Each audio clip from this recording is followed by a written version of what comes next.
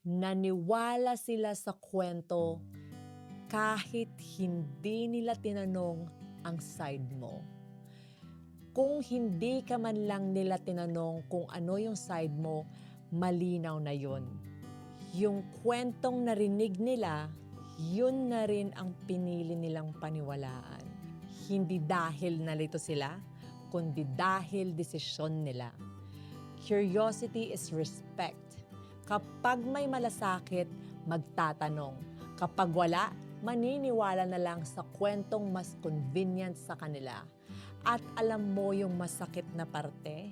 Minsan, hindi mo na kailangang magsalita para husgaan kanila. Tahimik ka pa lang, may verdict na.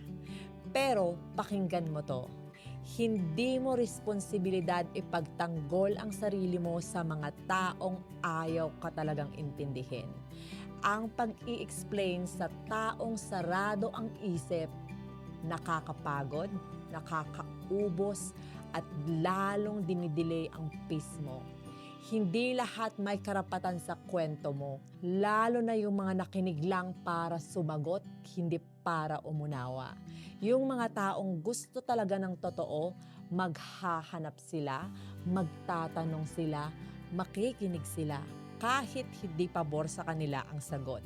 At kung pinili nilang hindi ka intindihin, kahit ilang paliwanag pa ang gawin mo, hindi sila magiging patas.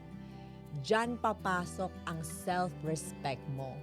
Yung moment na sasabihin mo sa sarili mo, hindi ko kailangang ipilit ang katotohanan ko sa taong ayaw itong makita. Hayaan mo silang maniwala sa gusto nila.